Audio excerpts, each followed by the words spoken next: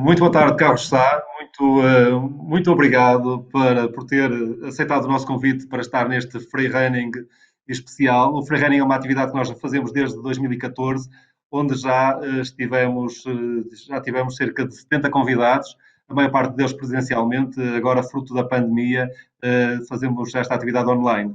Alguns desses convidados conhece muito bem, já temos cá a saudosa Annalise Silva, o João Oliveira, a Marisa Vieira, a Mariana Machado, o Augusto Oliveira, a Esther Alves, o Luís Pires, o Hélio Fumo, o João Paulo Félix, todos atletas que encontram na corrida das longas distâncias, das ultras distâncias, a sua forma de se expressar no desporto. O Carlos Sá começou no atletismo de estrada, começou muito novo, com 12 anos. Aos 13 faz uma enorme façanha em terras espanholas, em Vigo. Acaba por se misturar no meio dos maratonistas que iam fazer a meia maratona de Vigo e acaba por fazer uma marca com 13 anos, uma marca fantástica de 1h26 continua a correr até aos 19 anos, entretanto deixa a escola, começa a estudar, primeiro deixa a escola diurna, começa a estudar à noite, treina depois da escola em condições muito, muito difíceis. Entretanto, acaba por abandonar o atletismo, começa a ter uma vida mais sedentária, acaba por engordar e chega aos 27, 28 anos, enfim, sem o perfil de atleta que nós neste momento lhe conhecemos. Entretanto, dedica-se ao montanhismo, começa a fazer corridas de longas distâncias e acaba por fazer as principais provas mundiais e acaba por ganhar muitas delas e acaba por se tornar também campeão nacional de trail e agora mais recentemente dedica-se também à organização de eventos ligados às corridas fora de estrada. A primeira pergunta que eu lhe colocava era o que é que o trail tem que a estrada não tem?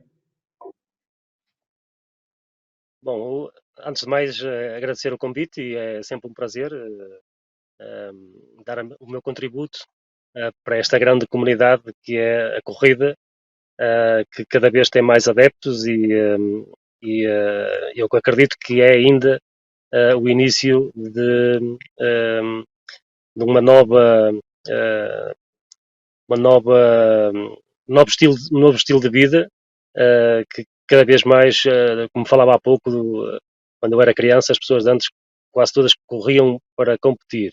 Hoje são poucos os que competem e são muitos aqueles que desfrutam da corrida. Antigamente as pessoas tinham medo, tinham vergonha de correr à frente da ambulância e hoje o trail permite também essa grande diferença que é intercalar a corrida com a caminhada, descobrir locais que de outra forma eram impossíveis de ser descobertos. Estou precisamente aqui na Serra d'Arga, uma serra lindíssima, única. Estou a preparar o meu próximo evento e já passei há pouco por vários vedetistas, várias pessoas a caminhar e isto a um dia da semana. Portanto, isso é algo que há 20, 30 anos só lá fora é que era possível de ver. Portanto, há aqui uma nova consciência, quer pela natureza, quer pela necessidade de fazer atividade física, e eu acredito, como disse há pouco, que é o início de uma nova geração, de uma nova era, em que o desporto faz parte das nossas vidas. Muito bem. Falámos há pouco que o Carlos abandonou o atletismo aos 19 anos, teve ali um período sedentário. Qual foi o clique que o fez voltar às corridas e voltar ao desporto? O que é que aconteceu que o fez mudar completamente de vida e voltar à atividade física? Cada um tem as suas motivações. Eu não sou o caso único, são centenas de portugueses, até milhares, que se revêem na minha história e que aconteceu-lhes exatamente a mesma coisa. A mim foi mesmo as boas memórias, boas sensações que em criança acabei por ter, essa ligação desde o início da minha infância ao desporto, ajudou-me muito a tentar e buscar essas mesmas sensações que tinha antigamente, e até porque não me revia nessa pessoa que me acabei de tornar mais tarde.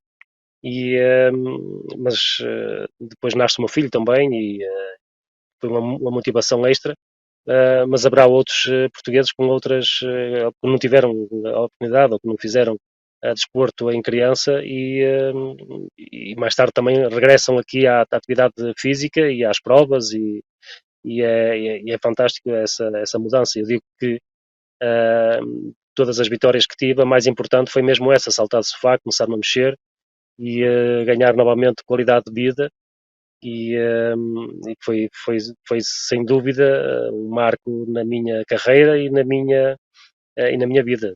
A questão que eu lhe punha é o que é mais importante? É uma força física absolutamente excepcional? É uma resiliência mental brutal? Ou então uma dose enorme de loucura para fazer estas maratonas tão extremas ou estas ultramaratonas tão extremas que costuma fazer ou que fez durante a sua carreira?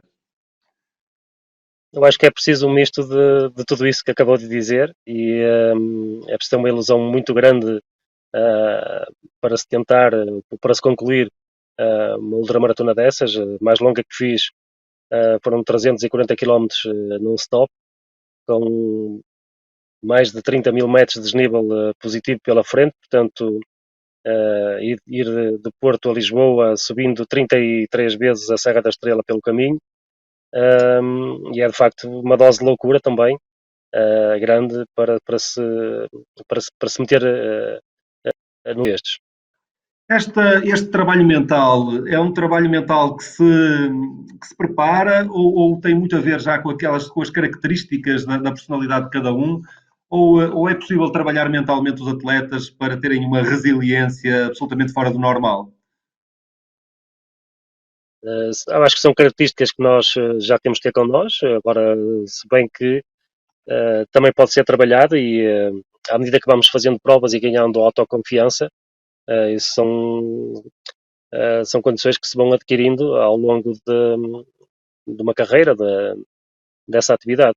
Eu recordo que antes de me meter numa prova de 100 km não me sentia muito confortável a dar esses passos e fiz várias de 50, de 60, 70 km e fui subindo patamar a patamar, embora uma subida acabou por ser bastante rápida, provavelmente também fruto da minha infância, que foi sempre que é ligado ao desporto e que é ligado ao meio natural. Já quando treinava para as provas de pista e as provas de estrada populares, no início, todos os meus treinos eram feitos em ambiente de monte, de natureza. Eu nasci, vivi e continuo a viver numa aldeia chamada Vilar do Monte, rodeada por monte, e até a pista de 400 metros era lá uma reta nesse monte, medida por mim à fita. Portanto, comecei a adquirir essas valências desde de criança, desde muito cedo.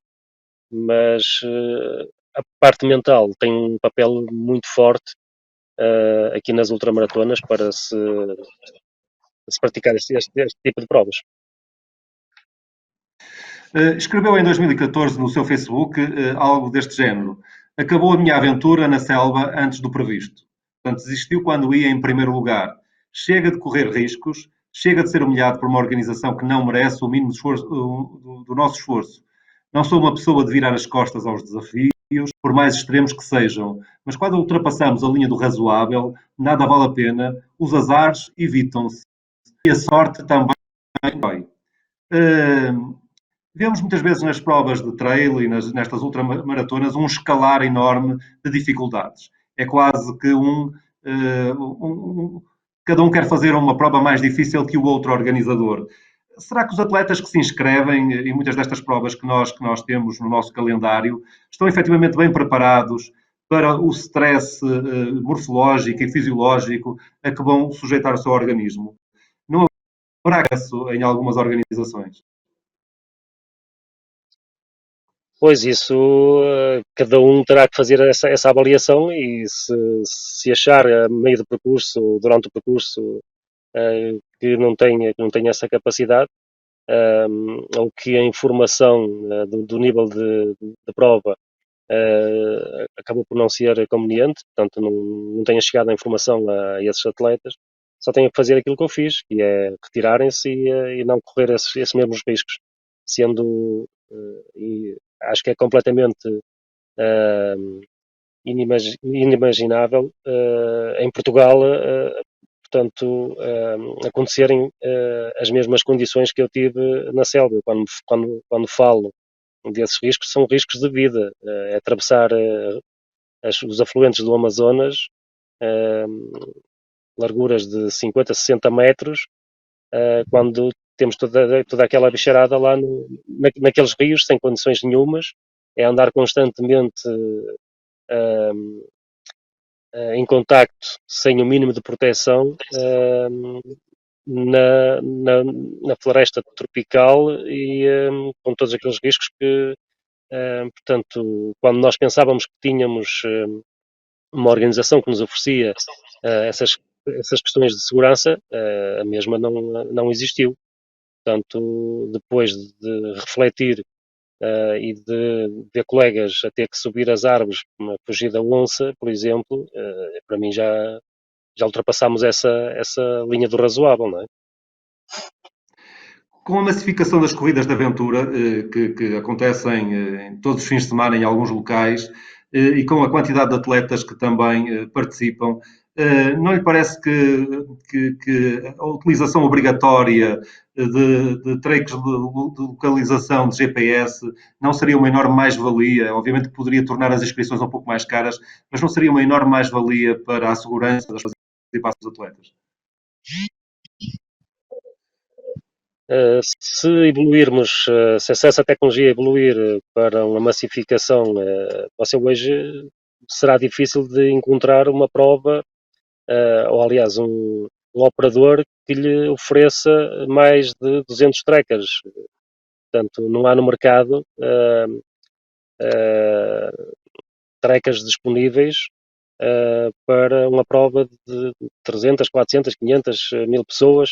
Quase todas as provas têm mais de 1000 pessoas e mesmo assim o custo ia encarecer muitas das provas muito. Portanto, é algo que eu acredito que os smartphones no futuro vão evoluir para isso. A tecnologia está a evoluir, mas é algo que ainda não está assim tão disponível quanto as pessoas imaginam que está. Fez uma maratona na Amazónia, que já falamos, com temperaturas de 40 graus e 100% de umidade. Depois fez também as areias do Saara, a maratona das areias do Saara marroquino, com uma amplitude térmica de quase do 0 aos 50 graus. Atravessou a Groenlândia com 30, 40 graus negativos. Fez um acumulado no continente americano, em Aconcagua, também absolutamente brutal. Há preparações específicas para além do material, obviamente, que se leva, que será com certeza muito diferente, mas há preparações específicas a nível do condicionamento fisiológico para condições tão diferentes, ou o trabalho é semelhante, o trabalho de preparação de uma maratona das areias ou da subida a um grande cume é semelhante em termos de preparação para a prova, em termos de atividade física, de treino, é semelhante. A base acaba por ser praticamente a mesma, sendo que depois há um trabalho específico, como diz, para me adaptar ao ambiente, ao meio em que se desenrola esse desafio ou essa prova. A título de exemplo, para subir o Aconcagua, portanto, temos que fazer um processo de aclimatação à altitude, dormi durante um mês e tal numa tenda de hipóxia, para fazer essa pré-aclimatação em casa e depois não necessitei de tanto tempo na montanha a fazer a subir e descer esses patamares, onde as condições, quer de alimentação, quer de higiene, são reduzidas. Portanto, temos aqui a tecnologia também a apoiar-nos. Algo como a Maratona das Areias, como falou, e outras. A mesma acontece em abril, nós em abril não temos o calor.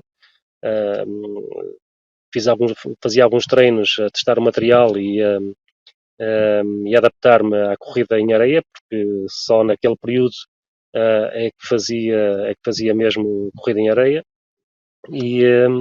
Mas a base acabava por ser praticamente a mesma.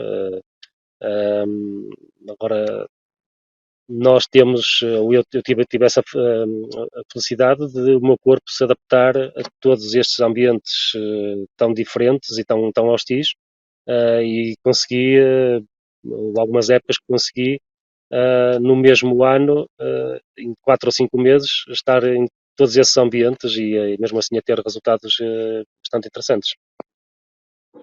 Numa das maratonas das areias, teve a companhia e criou condições para que ela fosse da também ultramaratonista e saudosa Annalise Silva. Que recordações é que guarda dessa participação com a Annalise Silva na Maratona das Areias, no Sara? A Annalise é alguém que vai ficar na história da corrida, na história do trail, das ultramaratonas e era uma grande amiga e foi para mim um prazer poder criar essas condições e na altura, aproveitando as redes sociais e os seguidores que tinha, para pôr a comunidade do trail e da corrida, ajudar a Annalise a ir à procura desse seu sonho. Portanto, recordo com muita saudade esse feliz momento, foram vários, não foi só nessa altura, ela já participava aqui, por exemplo, nesta prova da Serra d'Arga desde a primeira edição e de todas as provas em que ela participava, todos os eventos onde ela deixava a sua marca e recordámos com muita saudade essa grande mulher e não tenho palavras. O carro chá tem sido uma enorme influência no aumento do número de praticantes de trail em Portugal. Que preocupações, sei que para além de correr, também se tem dedicado à organização de eventos, tem um conjunto diversificado de eventos, sempre com muita qualidade. Quais são as maiores preocupações que tem quando desenha um percurso? Obviamente conhece muito bem os locais por onde leva os atletas, mas quais são as maiores preocupações quando desenham um percurso para que depois os atletas o possam correr, ou possam caminhar, ou possam percorrer? Olha, normalmente a serra é o local em si que vai fazer o desenho da prova. Portanto, aquilo que eu tento procurar é tipo uma visita guiada àquele local, unindo os pontos de referência, seja património natural, seja património histórico, e essa união por trilhos maioritariamente já existentes a fazer essa ligação e fazer essa visita guiada, tentando meter pelo meio sempre um bocadinho da aventura e que as pessoas sintam no final que aquela prova também foi uma superação para elas. Muita gente diz que as minhas provas são provas difíceis porque são em serras com algum desnível, são em serras com alguma dificuldade, portanto não são difíceis porque eu quero que elas sejam difíceis, é porque o meio natural assim o exige. E portanto há uma preocupação grande para mostrar o melhor que estes locais têm para ser visitados. Lembro-me de um freerunning especial onde convidámos o ultramaratonista João Oliveira, que esteve nesse freerunning acompanhado também com pelo Dr. Pedro Amorim, um homem também das ultras distâncias que conhece muito bem, que aliás foi o seu médico nos 217 km da ultramaratona de Badwater, que venceu, não é? Com 15 minutos de avanço sobre o segundo classificado. Que nos contava o João Oliveira que numa prova no deserto de Omar teve vários problemas porque os camelos comiam as fitas de sinalização do percurso e, portanto, tinham grandes problemas de orientação. Já se perdeu muitas vezes ou as fitas estavam sempre no mesmo lugar? Ou estavam sempre bem colocadas? Olha, isso acontece nas nossas provas também.